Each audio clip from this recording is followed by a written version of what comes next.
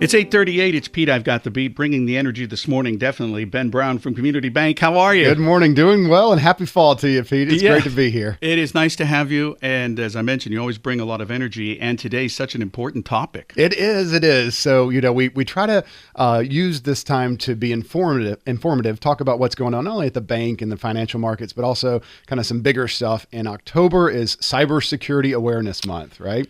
So cybersecurity, we hear about the threats, we hear about the online stuff. So we came today with a couple tips and tricks, and also talk a little bit about what some of these scams are and how to protect yourself. Obviously, it interests me. Because as you know, I am kind of old-fashioned. I don't put a lot of things on my phone, okay? Mm-hmm. And I don't do a lot of things online, So I go to the bank, or I go to the drive-through now, occasionally. Yeah. But when I started to read some of this stuff, I was like, man, this sounds so high tech. I just wonder how they do it. Absolutely. And so no, we'll get into one. So one I want to talk about today, and it's kind of a different thought process. Now, you said you don't put a lot on your phone, but right. you might have something on your phone that is attached to a debit card or a credit card. You might have Venmo, PayPal, Cash App, something like that on your phone, or at least most people are starting to have something like that. Oh, yeah. So essentially what's happening is our phones are becoming our wallets. All right. And that's something to think about right there, right? Because for us who, if you think of a phone as something you leave it in the car when you go somewhere, you leave it on the table if you go to the restroom at a restaurant or something like that. All of a sudden, think about this. We're leaving our wallets out in the open. Never thought of it that way. Yes. I will now. So that is the key takeaway. The phone is now the wallet. Once you put any app on there with any financial info whatsoever, access to it, your phone's your wallet. And so one of the scams that kind of leading into that folks are doing now, it's called a relay and play, or a ghost tap. It's appropriate. It's October. It's Halloween. It's a ghost tap. So people can remember this one. So think about how the technology where if you have a card that you can tap to pay, right? So that technology, you don't actually have to tap it on the device. You just have to get close to the device, right? Well, the same thing for your phone. You can have a tap to pay on your phone, right? Once you put the card in your digital wallet on your phone. So what's happening with this scam here, this relay and play, is that people have exploited that technology. They're able, if they can get close enough to your phone, they can actually emulate your phone, copy your phone, right? And get the wallet off of your phone, send it to another phone halfway around the world, doesn't matter where, and they can tap to pay all day long with that phone over there, just like it's your phone. How does right? so nuts. But now this one is only currently on Android devices. Those devices. But again, who knows? It's only a matter of time before any new technology, right, eventually is used by the bad guys for bad purposes. So the takeaway here is, watch your phone, right? It's a wallet. It's a wallet. At the end of the day, it's a wallet. So don't leave it around. And, I was thinking about this the other day. I was talking to someone about an example, and, we go on vacations, and when we go on vacations, we like to have a family picture, right? Well, what do you need for a family picture? You're either doing a selfie, or you're asking some stranger on the middle of the street here, and you hand them your phone, right? That's your wallet now. Well, number one, they can take off and run. Good luck. Yeah. But number two, if they've got a device on them that's copying that phone, and they tap that phone to their shirt or something, that device, they've got your wallet. Yeah, that'd be easy to do. Yes, They go, oh, wait a minute, yes. I don't have this right now. Oh, absolutely. Wipe off the lens, something like that. So it's just a way we need to start thinking more about, our security and our protection and things like that with our phones. And, a lot of older people, they have trust. They grew up trusting things. So they trust that if they get an email, they open it up and it says, I need your information, and they blindly do it. Someone calls, they blindly do it. So this is very easy to do. Well, and I tell you, leading into that too, you talk about emails and calls. So, when the email scams first started and things, it was bad grammar. Usually you could see it was broken English. It was a Nigerian prince that got $1 million, right? He wants to share it. Like, that was so nice of them. Where did they go? Now AI is all in this, right? And so now the emails look amazing. They look perfect. They look absolutely legitimate because they're using AI now to create these emails on mass scale. And it's getting harder for the tech companies to stop these emails even coming in because the AI changes the email every time, right? And so it's not the same email. So in the old days, they would send the scam email. It'd have code on it. The tech companies would flag it, and then they'd put it in your spam for everybody else going forward. Well, now every email can be different coming in. And so it's getting past the filters now, and it's getting into our emails. It's getting into our text messages. We're getting the phone calls, all of that stuff. So, I've always said if these people that would do this would just take the time to use their brains for good, just think where we'd be. But that's where would the world be, right? Yeah, we could be so much better. It's not going to happen. So one of the things that shocked me was that you mentioned some of these apps, but people that use Cash App, Venmo, others. I was shocked when I saw this. Well, and this is something we're seeing at the bank often, so that's why I wanted to address this. So okay. A lot of folks are using what we call them peer-to-peer payment apps. So Venmo, Zelle, Cash App, things like that, where you're sending money on your phone, to somebody else directly. Most people assume that if there's fraud on this, they get their money back. Like if they're using their credit card or debit card. Not the case at all.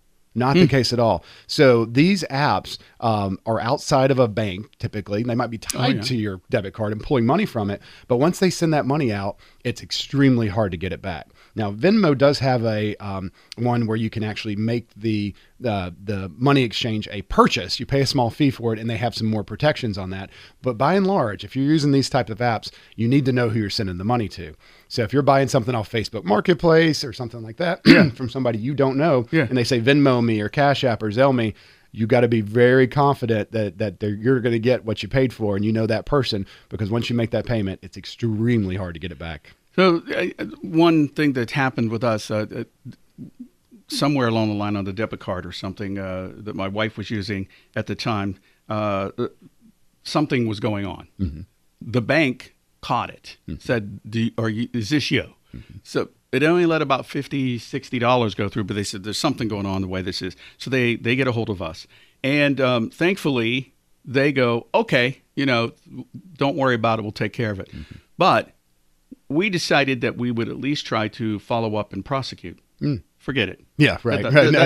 They basically tell you, well, this happens. Good luck. That's exactly right. It's now you start talking about these apps, you're really going to be, up the creek. Yeah, you need to know who you're sending money to when you're using these apps, especially. And a lot of folks are like, oh, the bank will take care of it. Well, if you're sending money through the bank, sure, absolutely. The bank's got your back. The bank's on top of it. We got a lot of technology around this, and we're going to make it right.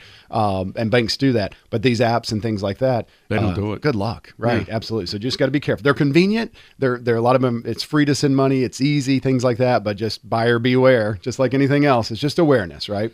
Okay, so I guess, by the way, we're talking with Ben Brown from Community Bank, and always doing things for the community, obviously in the name, but doing wonderful things. And if you haven't had the chance to go visit one or go there, you'll love the people that work for it too.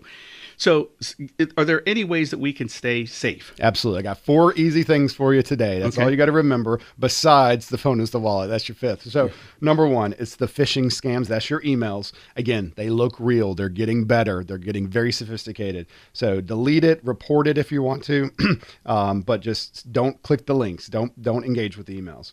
Number 2, I hate this one as much as anybody, strong passwords. It's painful. It is. So do you know how many characters they're now recommending for a strong password that AI can't break quickly? Go ahead. 16 characters. We all get frustrated. It's angry. We're like, for real?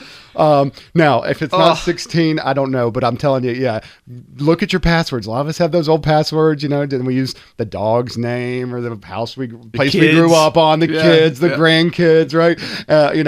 And the problem is we use it for every account. Yep. And so the thing is, if you use that at an account and it's some website that's kind of like not a really good, strong website, that website gets hacked, all of a sudden those bad guys, they've got your password for that account. They know we all use the same passwords for everything. They try it on every other account and they'll go to your bank and try it, and guess what? They're in. So you got to have you want to have different passwords for different accounts. That's key. A password manager comes in play here. You can Google that, look it up, talk to folks. Number 3 is multi-factor authentication. That's called MFA. Have you ever tried to log in somewhere and they're like, we're going to send you a code to your phone. We're going to text you a phone. That's multi-factor authentication. That is extremely secure. Okay. So that gives you a whole nother level. So even if someone gets your password or hacks your password, they still don't get that text message or that follow-up email with that code. Okay. So turn that on. So that's good. All right. Turn it on. You want MFA on everything you can. Okay. And the last is update your software. On your phone, turn on the automatic updates on your computer, because the reason all these software updates are happening is someone finds a vulnerability in the software. They give a patch out. Well, guess what happens? As soon as they release the patch, all the bad guys know what the vulnerability is. And so all these people that aren't updating their software, they go try to hit them. So update your software. So jeez, those are your takeaways.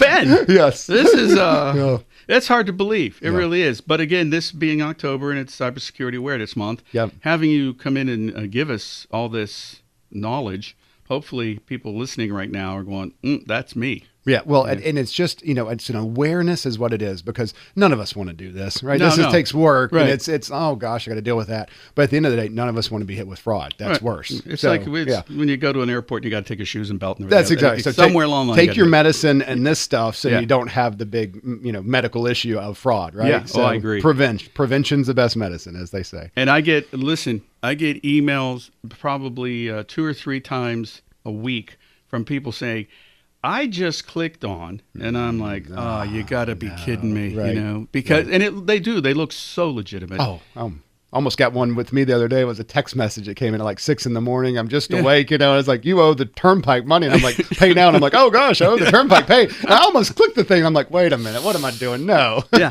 So they're not going to text me. The good news is I get all these things like, your American Express card, your Capital One card, you owe, and I'm like, I don't have those. That's right. So Exactly. it's one of the few things I can go, no, that's not fraud. me. Yeah, That's fraud. exactly. Ben, thank you so much for coming in. Oh, man. thanks for I having really me, do. and thanks for the listeners out there. I just want to bring a little bit of knowledge and help them, because no one wants to be caught up in this. So For sure. Hey, just before you go, is there a way we can find out more about the bus that the gentleman you had? Is there any? Yeah, the absolutely a quick update on that. The local American Legion here in Washington. So we brought them on last month. Yes. They're trying to raise funds for a new bus for the Honor Guard. Yeah. And a quick update. I haven't checked it today or so, but we came on. We're trying to raise about 115,000. We had about 7,000 when we came on the radio. I think we're up to like 18,000 already after coming on the radio and sharing it with the listeners. So we got to get that more. But there is a website, right? They can go to. Yes, it's on. Actually, I think it's on the events page at WJPA, and the link is there to support the Honor Guard and everything that they do. So good. We got to get that up going for sure. Indeed. Thank you again for everything that you do. My pleasure. Appreciate it. It's Ben Brown Community Bank, and right now, let's do a little music.